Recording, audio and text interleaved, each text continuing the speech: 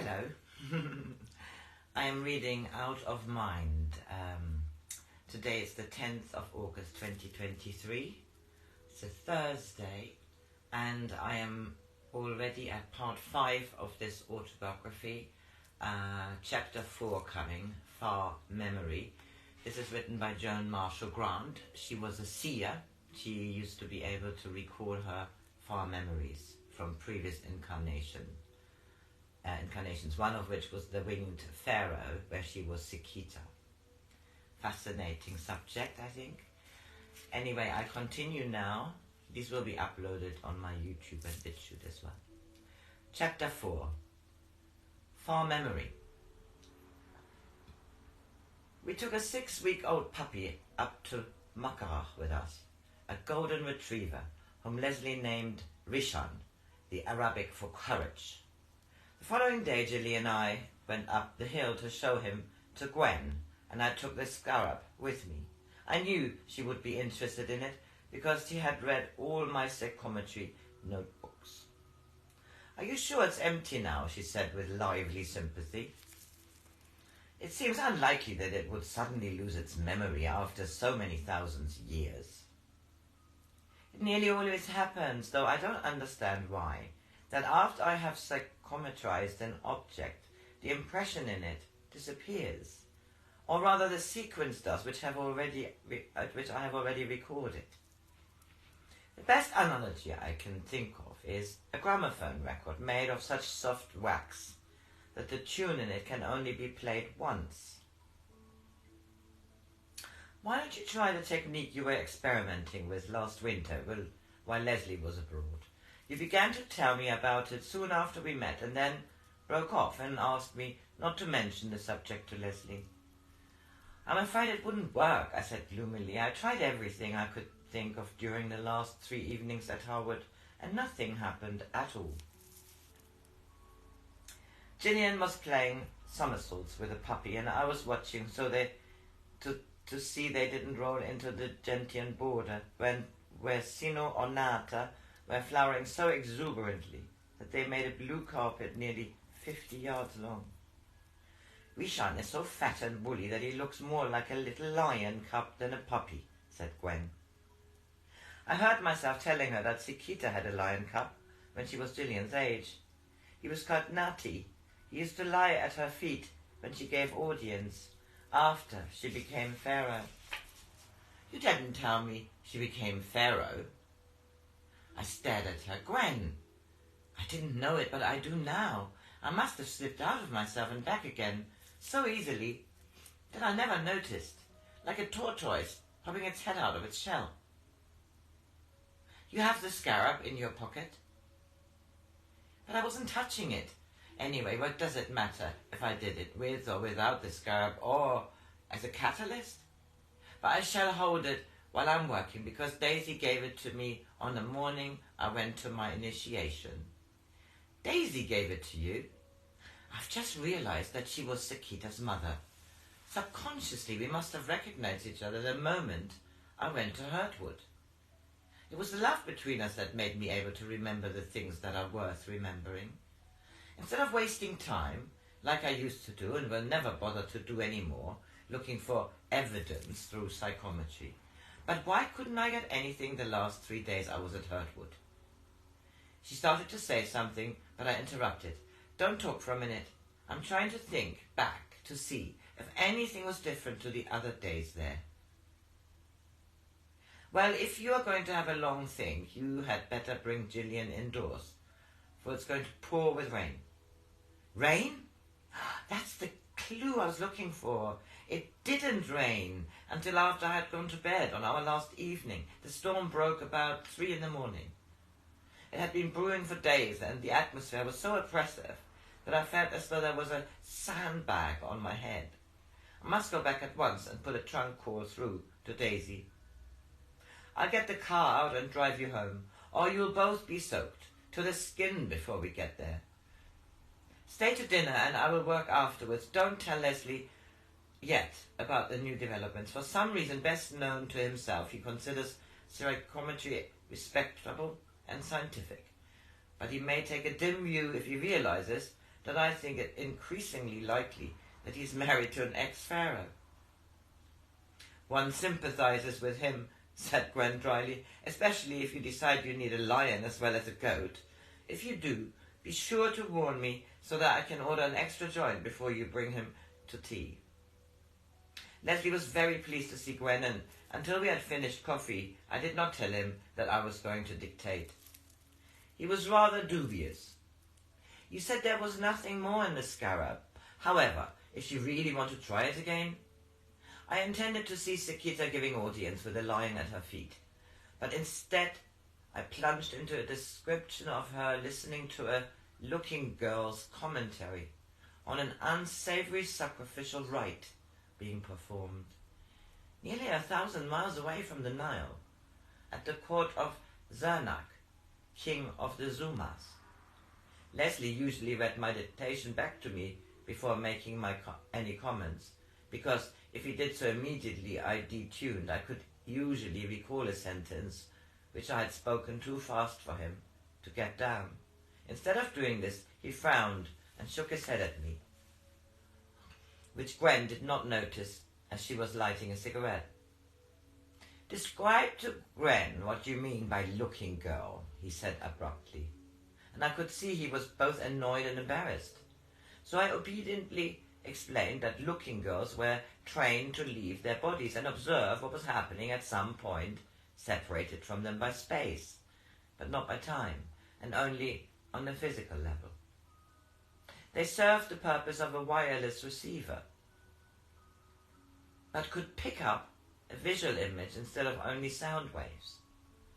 I said chattily and added, to fill an awkward pause, we have to keep an eye on the Zumas in case they were plotting another invasion of the two lands. Did the Sumerians invade Egypt? Said Leslie. Are you sure you are not confusing them with one of the two invasions of the Hyksos? Quite sure, I said briskly. They invaded us twice, and on both occasions were soundly defeated. Sekita led her chariots against them, and herself killed Sandak. Very robust of her, said Leslie coldly. So I led the conversation into impersonal channels. After Gwen had gone home, he said, I will now read to you what you recorded with such a wealth of detail. He did, and I protested that I could hardly be blamed for the horrid habits of foreigners, who in any case lived a considerable time ago. But surely you can censor what you are saying, he said, aggrieved. Oh, Leslie, don't be such an ass. I've told you dozens of times that it takes nearly every bit of my energy to go back into the past, and so I can only spare enough of it to make myself talk. Anyway, it's your fault, not mine, if Gwen was upset. She thought we were going to have a row because you were being so ridiculously stuffy. I was not stuffy, I was embarrassed on her behalf. Then why didn't you stop me? And all you had to do was to drop a book or clatter the fire irons. You know perfectly well how a sudden noise breaks the thread. I did not wish to break the thread. You have been so gloomy since you thought the scarab had gone cold on you that I wouldn't have interrupted if the room had been full of parsons on the verge of apoplexy. In future, if anyone else is present, I should interrupt you whenever I think it is necessary, and you must promise not to dictate to anyone except me.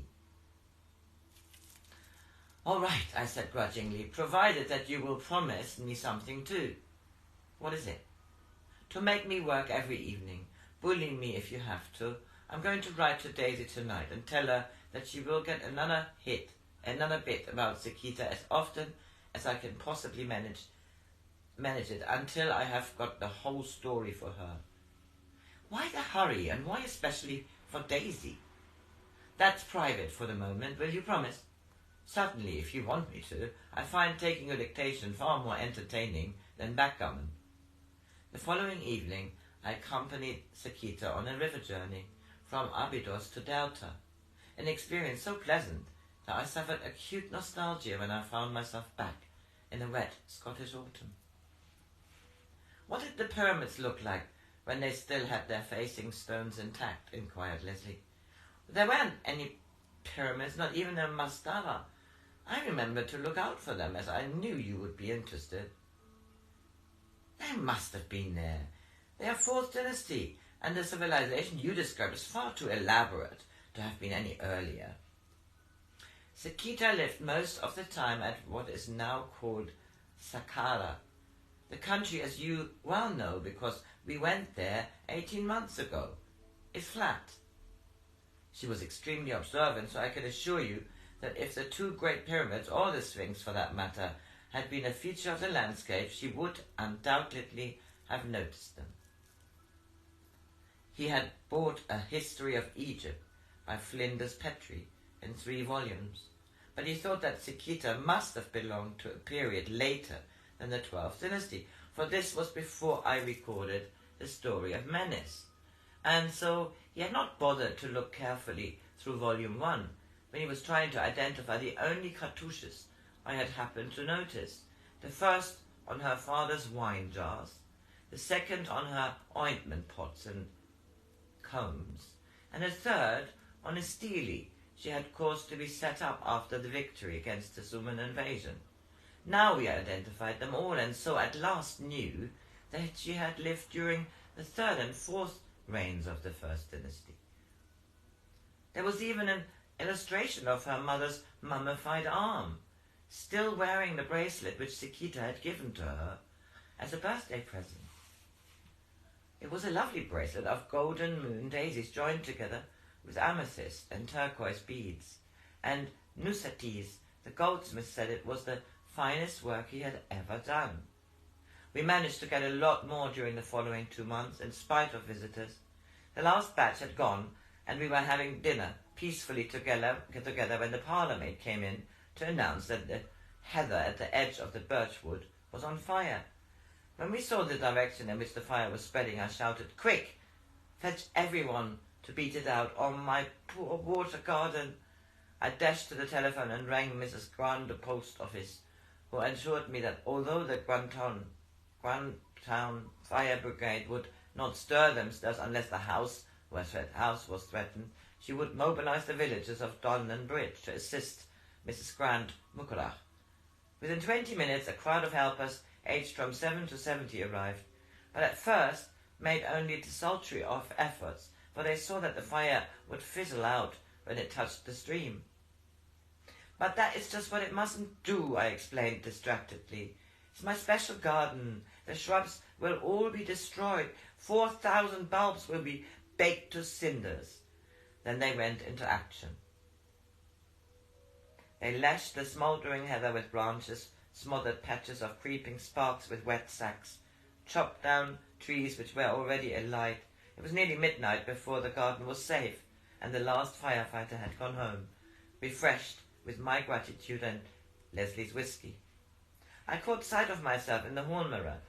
"Goodness, I never realized I was so bedraggled," I exclaimed, feeling rather pleased with this proof that I had remained in the forefront of the battle. My leather golf jacket was torn and my trousers were singed. There was a deep scratch across my forehead, which, like my face, was smudged with wood ash, and both my hands had several quite impressive blisters. "You look as though you could do with a whiskey and soda, if your private army has left any," said Leslie. "No, thank you, darling. I'd rather have a long and very hot bath." "But you can't have a bath yet. You haven't done your dictating." "How can I dictate? Don't be ridiculous. I'm exhausted and filthy, wounded and charred to the bone. You made me promise to bully you. "All right, I'll try," I said grudgingly, "but only for half an hour, not a moment longer. Go and fetch the scarab and Rishan. He's shut in my bedroom." I always worked with Rishan curled up beside me. He never disturbed me except when I was getting out of my depth. When at once he became agitated and brought me back by whining and licking my face. I flung myself on the sofa and said crossly, "There is something here about smells. The gentle death of autumn in deep woods. A very sentimental way of describing wood smoke. But perhaps Sekita never had to beat out a fire." Don't start arguing with yourself. Get out and get on with your job. I obeyed and dictated at top speed for exactly 22 minutes. I came back with a jerk. Well, that's all I'm going to do for tonight. There was a lot about smells, nice smells mostly, but don't bother to read it back. I'm too tired to be interested. I was asleep almost as soon as I got into bed. Leslie stayed up long enough to copy out his speed writing into the notebook, which he left open on my bedside table. And I'll finish this here and continue what she wrote in the next reading. Have a lovely Thursday.